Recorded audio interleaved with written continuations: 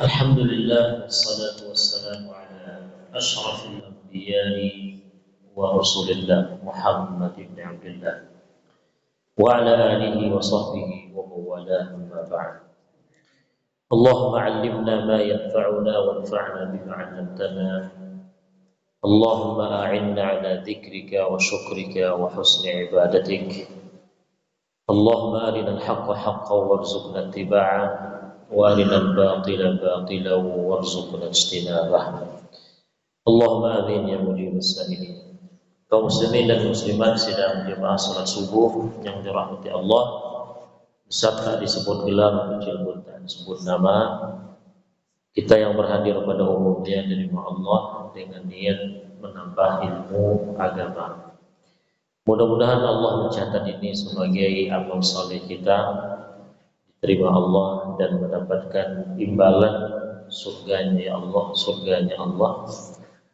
Walaupun sebetulnya kalau dipikir-pikir Bapak Ibu, tak ada kayaknya amalan kita yang layak dibalas dengan surga. Kalau ada di antara kita yang merasa pede dengan amal ibadahnya, sehingga merasa subuhnya ini layak diberikan pahala, itu perlu bercermin diri. Kenapa bercermin diri? Karena memang kalau kita lihat betul keikhlasan kita, kemudian kualitas ibadah kita, rasa-rasanya tak layak untuk diberikan pahala surga. Karena yang layak untuk surga itu sepertinya seolah-olahnya yang memang ibadahnya betul-betul tak ada salah, tak ada kurang. Dan dipastikan ibadah kita memang seperti itu. Ada salah sini, ada kurang sini. Sehingga setiap kita beramal, tanamkan dalam diri kita seperti itu, agar tidak memunculkan rasa pede masuk surga. Sebab kalau kita sudah pede masuk surga, itu penyakit, Pak. Penyakit. Sama seperti orang yang tak pede masuk surga, itu penyakit juga. Jadi yang betul gimana? Tengah-tengah. Tak yakin betul bisa masuk surga, karena rasa ada kurang sini. Tapi putus asa, tak mungkin lah saya masuk surga. Itu salah juga, itu namanya putus asa. Salah juga. Yang betul adalah harap-harap cemas, berharap masuk surga, tapi rasanya itu yang perlu dijaga. Rasu-rasunya entahlah masuk surga atau tidak, tapi jangan sampai tak masuk surga. Nah, itulah rasa hati kita. Karena kita sendiri yang tahu, Pak, butuh kita entah ya kadang-kadang tak sempurna, sholat kita ada salah, ada kurang. Nah, kalau itu yang kita lihat, insya Allah tak akan muncul rasa pede masuk surga. Bapak Ibu yang dirahmati Allah, kajian kita lanjutkan, yaitu kajian fikih. Terakhir kita sampai pada pembahasan waktu sholat. Secara kesimpulannya, waktu sholat itu ada bagian-bagiannya. Kita ambil contoh sholat zuhur, umpamanya, Pak. Sholat zuhur itu mulai katakanlah dari jam 12.30 sampai jam 3.30, umpamanya. 12.30, 1.30, 2.30, 3.30. Dari jam 12.30 sampai jam 3.30 atau 15.30 itu kan panjang waktunya. Nah, itu ada bagian-bagian waktunya, ada klasifikasi waktunya. Kalau bahasa kerennya udah itu. Apa saja? Yang pertama namanya waktu fadilah. Waktu fadilah itu artinya waktu yang kita dianjurkan sholat saat itu, sehingga disebut waktu fadilah, waktu utama. Karena ada anjuran untuk sholat fardu di waktu itu. Nah, kapan? Itulah dia di awal-awal waktu. Kalau masuk zuhur jam 12.30, taruhlah setengah jam. Dari jam 12.30 sampai jam 1. Nah, setengah jam ini waktu fadilah. Karena kita dianjurkan betul untuk sholat pada waktu itu. Jadi sholat di awal-awal waktu, itulah dia. Awal waktu sholat wajib, itulah disebut dengan waktu fadilah. Waktu yang diutamakan oleh agama kita untuk melakukan sholat di situ. Nah setelah itu, kita contohkan tadi jam 1 pas. Lanjut lagi waktu sholat zuhur itu, habis waktu fadilah tadi, masuk ke tahapan waktu yang berikutnya. Dia masih waktu zuhur, tapi klasifikasinya jenisnya beda. Masuk lagi waktu namanya waktu ikhtiyar. Bahasa Arab. Bahasa awaknya waktu pilihan. Kenapa disebut waktu pilihan? Agama awak memberikan pilihan. Kalau kamu tak bisa sholat di awal waktu fadilah tadi, nah ini waktu ini sholat. Tak bisa di awal waktu, nah sekarang di waktu yang ini kamu sholat. Dikasih pilihan kita sama agama. Karena dikasih pilihan untuk sholat di situ disebutlah waktu pilihan. Waktu ikhtiyar. Ikhtiyar itu artinya pilihan. Tuhan kasih pilihan. Kalau kamu tak bisa sholat di awal waktu, mungkin karena ada pekerjaan yang belum bisa ditinggalkan, ya sudah.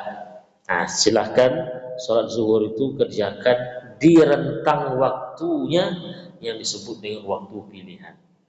Taruhlah umpamanya jam 1 pas tadi sampai jam 3. Sampai jam 3. Itu namanya waktu ikhtiar. Setelah itu habis waktu ikhtiar jenis yang kedua itu masuk lagi waktu jawaz namanya. Tidak usah Abdul Qadir jawaz. Waktu jawaz. Waktu jawaz itu waktu boleh. Jawaz artinya boleh. Boleh. Disebut waktu boleh. Kenapa? Karena kalau kita sholat di waktu yang disebut waktu boleh itu, ya sholat kita masih boleh. Karena masih boleh sholat di waktu itu, disebutlah waktunya itu waktu boleh. Alasan penamaan waktu itu. Kapan itu? Sampai nanti, kalau tadi kita contohkan zuhur itu sampai jam 3.30, sampai masuklah jam 3.30 itu, jam 3 pas itu masuk waktu jawaz. Sampai jam 3, taruh jam 3.20. Jam 3 lewat 20 menit. Itu waktu jawaz. Masih boleh kita sholat di situ. Makruh na Ustaz? Enggak makruh. Apalagi haram. Kita ralat sedikit. Nah, jam 3 pas masuk waktu jawaz. Sampai jam 3 pasnya jam 3.27 menit. Nah, itulah contoh. Jam 3 lewat 27 menit. Itu namanya waktu jawaz. Waktu kalau kita sholat zuhur dalam rentang waktu itu masih boleh. Karena masih boleh, disebutlah rentang waktu itu waktu boleh. Habis itu masuk lagi waktu sholat yang berikutnya, namanya waktu haram. Waktu haram namanya. Kenapa disebut waktu haram? Karena haram kita sholat di situ, di waktu itu. Kapan itu tadi? Jam 3 lewat 27 menit. Ini contoh ya, yang dipahami betul. Berarti begitu betul itu faktanya. Nah, ini contoh. Kalau zuhur itu masuk jam 12.30 sampai jam 3.30. Ini contoh ini. Nah, dibagi-bagilah tadi. Jadi jam 3 lewat 27 menit kan tinggal 3 menit tuh. Tinggal 3 menit waktu sholat zuhur. Kalau kita sholat di waktu itu tidak cukup. Pasti ada nanti entah rakaat ketiga, entah rakaat keempat, kita laksanakan, terhitung dilaksanakan di luar waktu zuhur itu, kena dah habis. Kalau model begini, berarti kita melakukan sholat zuhur itu di waktu haram. Tak boleh kita melakukan sholat zuhur itu dalam waktu yang seperti itu. Ada nanti di sebagian sholat zuhur kita itu terhitung sudah di luar waktu sholat. Contoh, saya sholat zuhur jam 3 lewat 28. 28, Allahu Akbar. Baru 3 rakaat sholat zuhur saya itu, langsung azan sholat asar. Berarti ada 1 rakaat yang tersisa, itu terhitung saya lakukan di luar waktu zuhur. Berarti saya sudah melakukan sholat zuhur di waktu haram. Sah sholatnya Ustaz? Sah. Berarti tidak diwajib lagi Ustaz, zuhur saya wajib. Siapa bilang tak wajib? Cuman karena Anda melakukan sholat zuhur itu di waktu haram, berdosa itu. Jadi ada dalam kondisi tertentu kita sholat itu jadi berdosa. Kan kalau sholat kan berpahala, Pak. Berpahala kita kalau sholatnya. Tapi dalam kondisi ini, sholat kita justru berdosa gitu. Berdosanya kenapa? Karena sholat di waktu yang tak cukup lagi waktu sholat itu untuk kita lakukan. Paham Pak? Paham. Jadi namanya waktu haram. Kenapa disebut haram? Karena tidak boleh kita sholat di waktu yang model itu. Jadi kalau ada di antara kita yang suka mengundur sholat, jangan sampai kepepet seperti ini betul. Ya, kalau ada di antara kita mungkin entah disengaja atau memang ada pekerjaan yang tak bisa ditinggal, jangan memepet sholat sampai seperti yang kondisi yang tadi.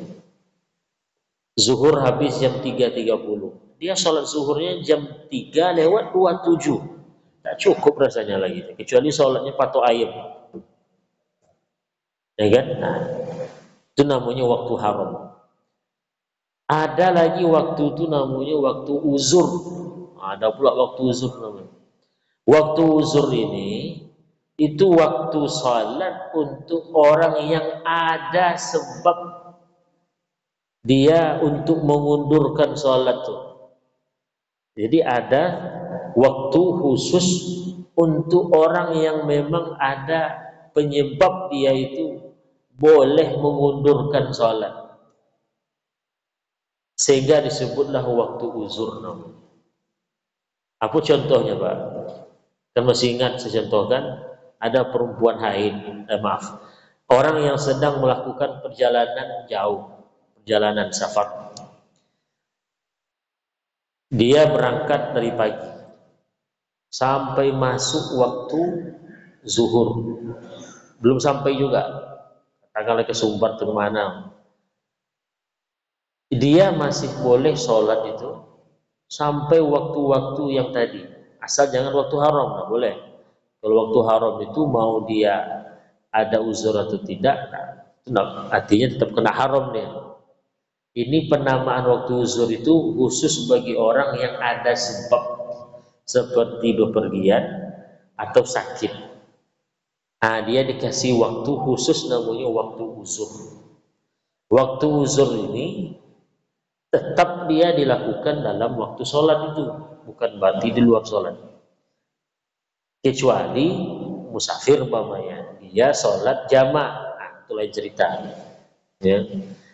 Yang berikutnya waktu darurat. Waktu darurat itu yang saya contohkan perempuan haid. Sholat zuhur tadi habisnya jam 3.30. Selesai haidnya itu jam 3 lewat 20. Kan wajib mandi kan? Ketika perempuan haid itu sucinya jam 3.20, sementara waktu zuhur habis jam 3.30, perempuan ini terhitung wajib sholat zuhur. Maka wajib mandi, segera mandi cepat. Selesai mandi, tinggal lagi umpamanya jam 3 lewat 29 menit. 1 menit tinggal lagi, enggak apa-apa, sholat aja. Nanti kan berarti ada Ustaz, sholat saya ada yang di luar waktu jadinya sholat zuhur, enggak apa-apa. Ibu ini terhitung namanya waktu darurat.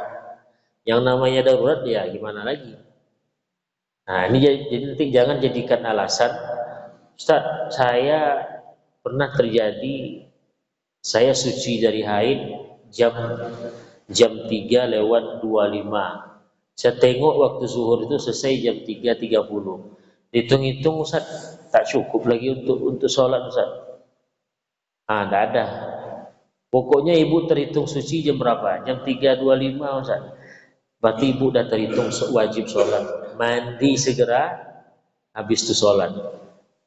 Kalau bagaimana kalau nanti sudah azan asar? Ya enggak apa-apa, tetap lakukan sholat zuhur tadi. Setelah itu baru sholat asar. Kenapa demikian? Karena ibu terhitung wajib sholat. Kapan?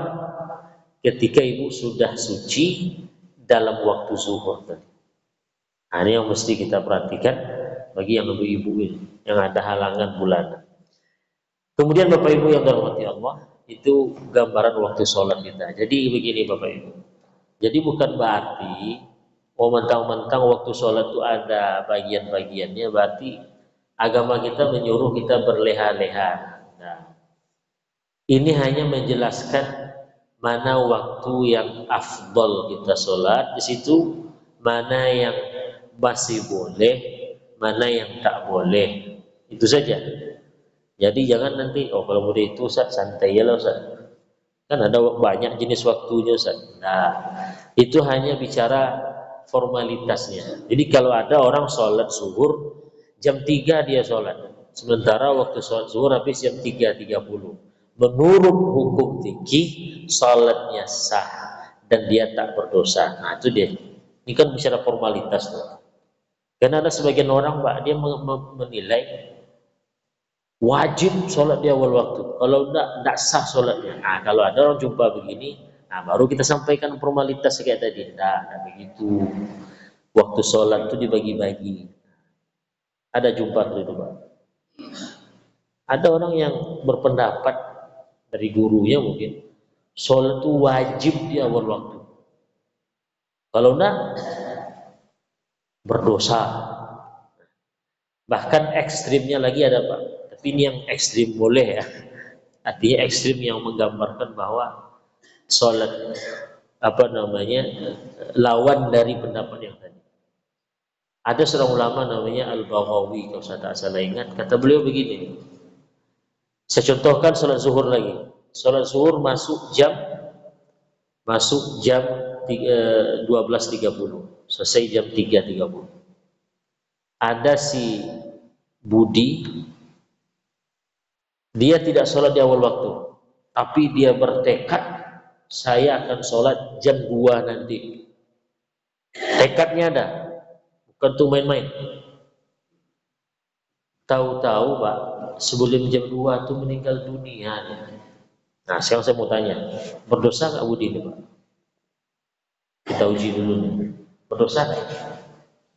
Hah? Berdosa? Nah, satu pendapat nih berdosa. Berdosa Pak? Kalau ibu gimana? Dia, saya ulangi, waktu zuhur nih Pak, sholat zuhur masuk jam 12:30, selesai jam 3:30. Ada orang namanya Budi, dia tahu betul kalau waktu sholat zuhur sudah masuk, dengar sama dia azannya, dengar pula dia orang sholat jamaah di masjid dekat rumahnya. Tapi si Budi ini, taruhlah kena malas, ialah nanti aja sholat, kata hatinya, jam 2 saya sholat, dengan tekad tuh, bukan karena tak mau sholat. Tahu-tahu meninggal, nonton bola mama di TV, apalagi bapaknya, atau main catur gak dia, atau main game, belum jam 2 mati Pak. Pertanyaannya,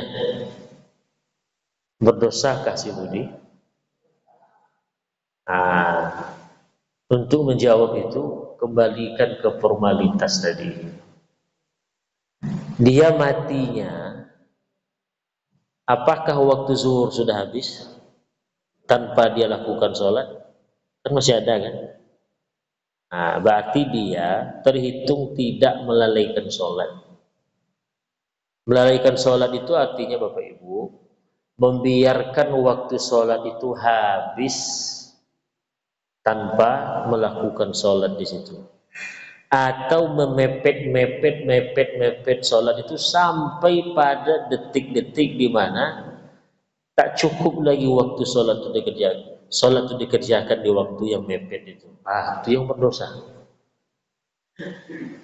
Karena biasanya ada orang berdalil begini Pak, fawailul lil musallin, maka neraka wailah bagi orang yang sholat. Itu dipakaikan untuk orang yang ya tadi seperti budi itu. Jadi Bapak Ibu, kata ulama tadi, ulama besar dia, bukan ulama sekarang, ulama Al-Baghawi itu ulama hadis dia, banyak kitabnya. Dan itu disepakati oleh ulama-ulama yang setelah dia, ulama mazhab Syafi'i, si budi yang keburu meninggal sebelum sholat tadi jam 2 itu dinyatakan tidak berdosa. Beda halnya kalau begini Pak, zuhur habis jam 3.30, dia mepet-mepet kan ya, nanti ajalah, pokok saya sholat nanti aja, tengok jam lagi, nanti aja lah ya. Sampailah ke waktu yang mepet tadi, keburu meninggal. Kalau itu lain ceritanya tuh, berdosa dia sudah pepet waktu sholat zuhur itu ke waktu yang tak cukup lagi untuk sholat tadi, ajal pun datang. Apalagi kalau sudah keluar waktunya, ya kan? Di mepet, ternyata udah lewat 1 menit dari waktu sholat zuhur tuh. Mau ngerjakan, datang ajal. Ini berdosa dia. Paham Pak? Jadi ini bicara tentang hitam di atas putih saja, bukan alasan untuk mengundur sholat. Jadi jangan alasan pula nanti yang rajin sholat jamaah sini awal waktu tiba-tiba berubah. Kok berubah Ustaz? Kok berubah Pak? Hanya kaji baru. Rupanya waktu sholat itu terbagi-bagi. Tak berdosa kalau meninggal itu sebelum. Saya tak tanggung jawab nanti itu. Ini bicara tentang hukum hitam di atas putih. Ini beda Pak. Teori dengan anjuran untuk melakukan yang terbaik itu beda tuh. Sholat di awal waktu itu mesti, artinya jelas itu hukumnya. Sunnat, tak wajib dong. Sholat di awal waktu itu sunnat, berpahalu awak kalau sholat itu di awal waktu. Kini ada orang tak niunya sembahyang awal waktu, ikut aja lah katanya, sejam lain. Berdosa ke Pak? Tidak berdosa. Ini perlu saya jelaskan nih. Tapi ingat tadi pesannya, jangan dijadikan alasan untuk mengundurkan sholat. Sebab ada yang lebih elok, yang lebih bagus mana? Yang lebih bagus kerjakan di awal waktu. Tapi kalau ada yang tak mau mengerjakan di awal waktu, jangan pula divonis berdosa. Paham ya? Ini kita belajar fikih Pak. Fikih ini artinya pemahaman ulama terhadap masalah-masalah agama dari dalil agama kita sendiri. Paham? Mana dalilnya Ustaz? Dalilnya ada. Ketika Jibril di Isra Mi'raj itu kan malam Pak, turun perintah sholat 5 waktu kepada Nabi Muhammad. Malam itu. Kapan Nabi baru mulai sholat? Siangnya Pak, zuhur. Jadi subuh tidak ada waktu itu sholat subuh, zuhur aja. Mulai turunlah malaikat Jibril mengajarkan Nabi Muhammad tentang tata cara sholat dan waktu pelaksanaan sholat. kapan waktu zuhur, kapan waktu asar. Itu turun malaikat Jibril menunjukkan ke Nabi Muhammad. Ahmad, kau waktu sholat. Kau waktu sholat subuh, kau waktu zuhur, kau waktu asar. Ada waktu itu Jibril turun menyuruh Nabi Muhammad sholat. Sementara waktunya berbeda. Tidak di awal waktu, di ujung-ujung. Disitulah ulama memahami bahwa Jibril itu menyuruh sholat Nabi Muhammad sholat di awal di ujung waktu itu untuk menunjukkan bahwa masih boleh sholat yang ini nih di waktu yang ini. Artinya gini Pak, sholat zuhur umpamanya Jibril datang disuruhnya Nabi Muhammad sholat jam 12.30. Sholat Nabi Muhammad. Setelah itu mungkin besoknya umpamanya datang lagi Jibril membawa wahyu, wahai Muhammad sholat jam 3.15. Kan beda tuh perintahnya. Kemarin Jibril nyuruh sholat yang bernama zuhur jam 13.30. Sekarang datang wahyu untuk menyuruh saya sholat zuhur jam 13.20 atau 12.15, jam 3.15 sholat Nabi Muhammad. Apa tujuannya Nabi Muhammad disuruh sholat jam 3.15? Untuk menunjukkan inilah batas waktu umpamanya, rentang waktunya zuhur itu, dan menunjukkan bahwa masih boleh sholat di waktu itu. Itu dalil. Tapi perintah agama kita, anjuran agama kita untuk melaksanakan sholat di awal waktu. Maka disebut fadilah awal waktu. Paham Pak ya? Jadi nanti jangan salah paham. Artinya nanti, kalau gitu nggak boleh kita mengajak orang untuk sholat awal waktu. Salah juga. Boleh. Karena ada anjuran untuk sholat awal waktu. Tapi kalau ngeyel dia, apa lalu katanya? Pelang dulu. Ikut sembahyangnya. Sudah. Jangan istighfar pula. Kapiang mah. Kafir kemudian jangan, itu salah pula kita tuh. Ada kawan namanya main apa dia, entah main game apa. Kita dianjurkan ngajak dia karena ada anjuran dari agama kita untuk sholat di awal waktu. Kita ajak, yuk sholat yuk. Itu azan orang. Mungkin kawan ini belum tergerak hatinya untuk sholat di awal waktu. Keluarlah kata-kata, bela dulu, biku aku dia katanya. Jangan direspon seperti kita merespon orang yang sudah kafir, orang yang tak mau sholat. Salah persepsi kita itu. Tugas kita hanya mengajak dia sholat di awal waktu, karena ada anjurannya. Tapi karena kawan yang mungkin belum dapat hidayah untuk sholat di awal waktu itu, ya sudah. Nanti besoknya kasih nasihat lagi dia, sampaikan keutamaan sholat di awal waktu.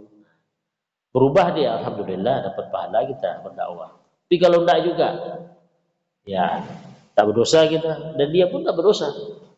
Karena tadi aturan mainnya, sholat di awal waktu tidak wajib, tapi sangat dianjurkan.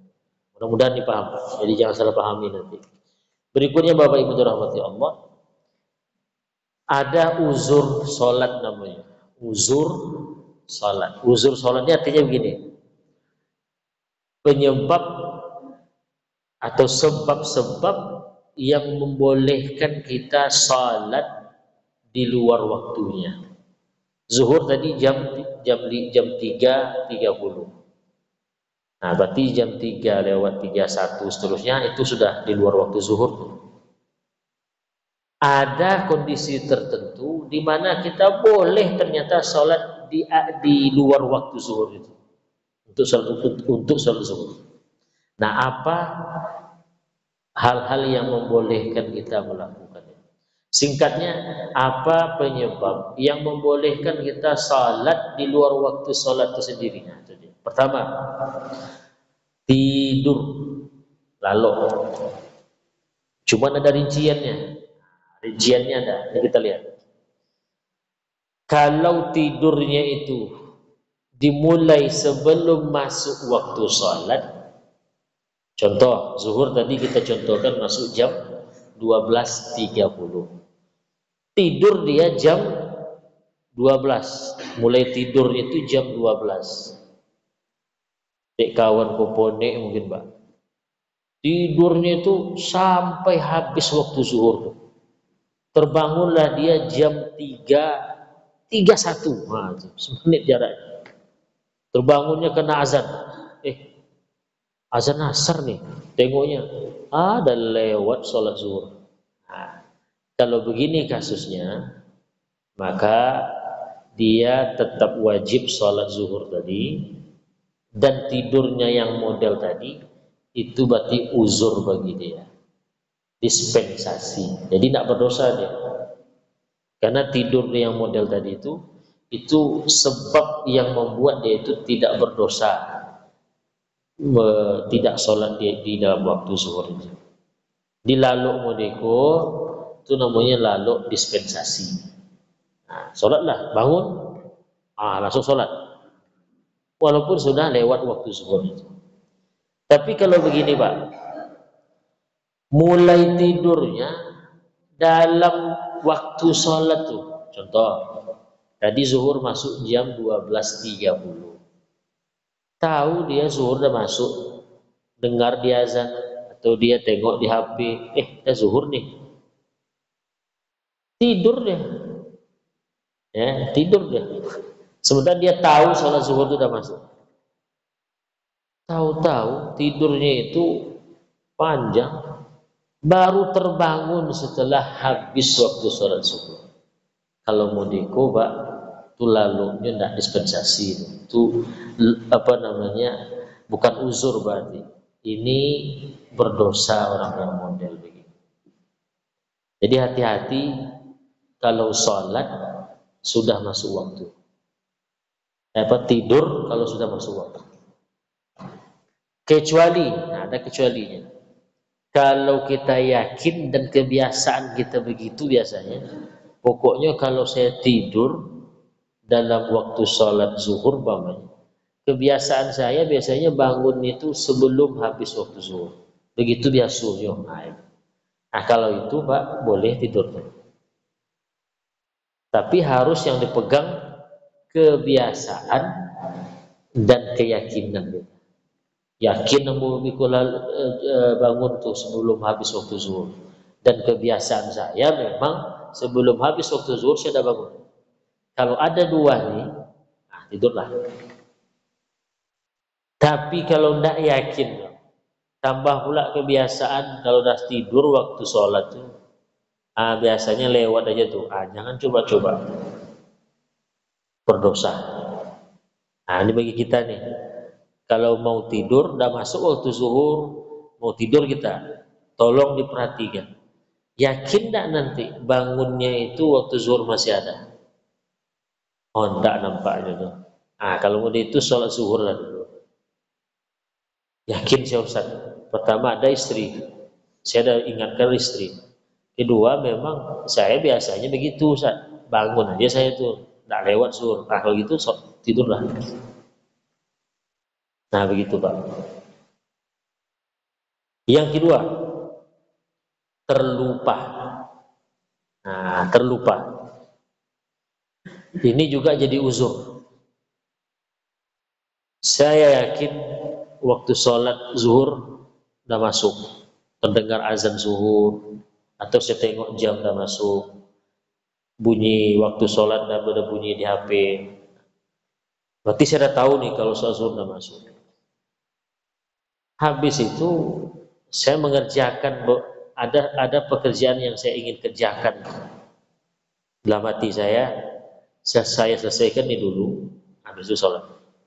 Rupanya gara-gara pekerjaan ini hilang blank langsung, tak ingat lagi kalau sholat zuhur.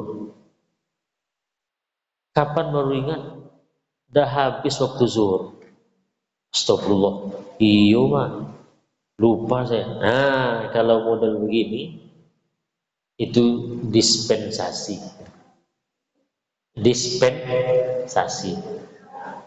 Hah? Apa bu? Tuh beli di gelombang Pak.